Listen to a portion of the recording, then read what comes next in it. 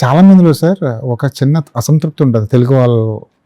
ఏంటంటే అద్భుత సినిమాల్లో బయట నుంచి స్టార్స్ని తీసుకొచ్చి వాళ్ళకు క్యారెక్టర్ ఇచ్చేటప్పుడు మన దగ్గర ఉన్న వాళ్ళని ఎందుకు యూటిలైజ్ చేసుకోరు అన్న చిన్న లోపల ఒక చిన్న అసంతృప్తి అయితే ఉంటుంది.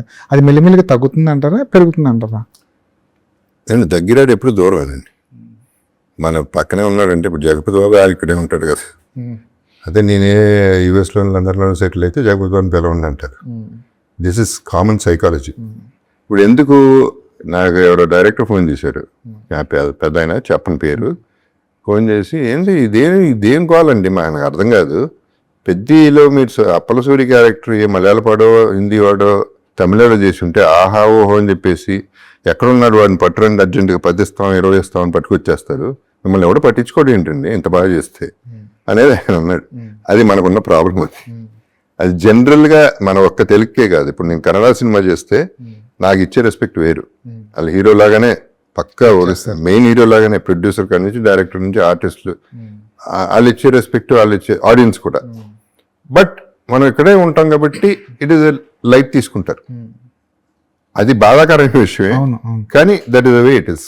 కానీ నాకు తెలిసిన విషయం ఏంటంటే తమిళ నుంచి కొంతమంది హీరోలు తీసుకొస్తాం కదండి, తమిళ నుంచో మలయాళం నుంచో కొంతమంది తీసుకొస్తాం కదా, అక్కడ వాళ్ళకి ఇచ్చే రెమ్యునరేషన్ కంటే ఇక్కడ డబ్బులు త్రిబుల్ ఇస్తున్నాం.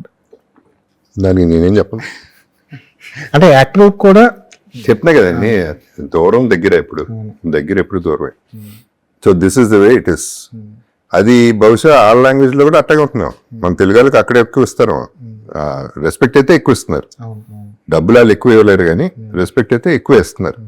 ఐ థింక్ బయట నుంచి తీసుకొచ్చారు, మన గెస్ట్ అని ఫీల్ అవుతారో లేకపోతే బయట గొప్ప అని ఫీల్ అవుతారో నాకు తెలియదు.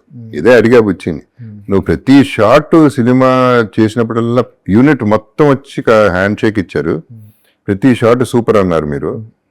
ఇప్పుడు ఏమైంది నా గురించి మాట్లాడలేదు అసలు, మీరు ఒట్టి నన్ను మర్చిపోతున్నారు కంప్లీట్గా. అప్పుడు ఏమైంది, అప్పుడు అన్నదంతా ఏమైపోయిందని అడిగా.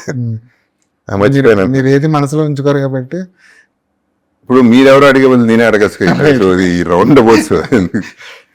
నేను ఫీల్ అయింది నేను చెప్తున్నా, బికాస్ నాకు ఉంటుంది కదా, అంత ప్రాణం పెట్టేసినప్పుడు నాకు వాళ్ళ సైడ్ నుంచి ఒక మాట చెప్తే బాగుంటుందనే ఉంటుంది కదా. దాంట్లో అబద్ధం ఏముంది, వాళ్ళు చెప్తే ఏంటి చెప్పకపోతే ఏంటి, ఐ డోంట్ కేర్ అనేది కరెక్ట్ కాదు, అబద్ధం అది. సో ఎందుకు మనం అదే ఒక సినిమా మీద ఇంత ప్రేమ చూపించినప్పుడు, ఇంత కష్టపడినప్పుడు మీరు ఖచ్చితంగా ఫీడ్బ్యాక్ కానీ ఆ క్రెడిట్ కానీ ఆశించడం తప్పే ఉంది అంటే జగత్ బాబు. I have right. అవును, పెద్ద సినిమాలో ఆ రైట్ నాకు ఉంది కాబట్టి అడుగుతున్నా. ఇంకో సినిమాకి ఎప్పుడు అడగలేదే. అవును, ఈ సినిమాకి ఎందుకు అడుగుతున్నానంటే నేను ప్రాణం పెట్టాము ఇలాగనే. సో ఎంత కష్టపడ్డారో అందరూ కష్టపడతారండి. ఇప్పుడు కష్టం ఎంత పడ్డాం, డబ్బులు ఎంత ఇచ్చారు, ఇవన్నీ ఒకటి అయితే అన్నిటికంటే ఆశ అనేది ఒకటి. ఆశే మనిషికి మన జీవితమే ఆశ మీద బతుకుతాం. సో అది అంటే ఎస్పెషలీ ప్రాణం పెట్టేసినప్పుడు చాలా ఆశ ఉంటుంది. ఆ ఆశ డిసప్పాయింట్ కొంచెం ఒక పెసరు తక్కువైనా మనం ఫీల్ అవుతాం. సో అట్లా కొన్ని సిచ్యువేషన్స్ జరుగుతూ ఉంటాయి. ఇప్పుడు ఒక సినిమా ఒప్పుకునేటప్పుడు ఈ సినిమా నేను డబ్బుల కోసమే చేస్తున్నా, ఈ సినిమా నాకు పేరు కోసం చేస్తున్నా, ఈ సినిమా నాకు ఒక మెంటల్ సాటిస్ఫాక్షన్ కోసం చేస్తున్నా అనేది ముందు క్లియర్గా ఉంటారండి మీరు ఫస్ట్. అది ఎలాగే మీరు డిప్లొమాటిక్గా ఉండరు కాబట్టి అడుగుతున్నా క్వశ్చన్. అది 100%. సినిమా డబ్బుల కోసం చేసే సినిమా డబ్బుల కోసం చేసి వదిలేస్తాను. అంటే దేర్ ఇస్ నథింగ్ ఎల్స్, నా బ్యాగేజ్ లేదు దాంతో. అది చేసేసాం, అయిపోయింది, రిలీజ్ అయిపోయింది. నేను రిలీజ్ కనుక్కోను అంటే ఎట్లా కూడా కనీసం నేను రాను కూడా బయటికి. అంటే నేను బయటికి రాకపోతే అది ఆడదని కాదు, అది కాదు ఉద్దేశం. నాకు అంటే నా క్యాలిక్యులేషన్ కంటే ఎక్కువ నేను ఎక్స్పోజ్ అంటే ఎక్కువ ఏం మాట్లాడతాం, మనకి మనం పొగుడుకోవటం, వాళ్ళని పొగట్టం, వీళ్ళని పొగట్టం, ఇది అంటే ఉన్నది చెప్పినా పొగడతా అయిపోతాం. సో అది అందుకనే నేను ఎక్కువ వెళ్ళట్లా. And I'm happy this way. అది చాలా ఎప్పుడైనా పెద్ద ఇలాంటి సినిమాకి డెఫినెట్ గా మాట్లాడాల్సిన అవసరం, అందుకనే నేను ఇది మాట్లాడుతున్నాను. ఈ పర్టికులర్ సినిమాకి అవసరం అంటే దీన్ని డెప్త్, ఇది ఎక్కడికో వెళ్ళాల్సిన సినిమా కాబట్టే నా ఫీలింగ్ అది వెళ్తుంది. అవార్డ్స్ వెళ్తే చాలా వెళ్తాయి, చాలా దూరం వెళ్తుంది.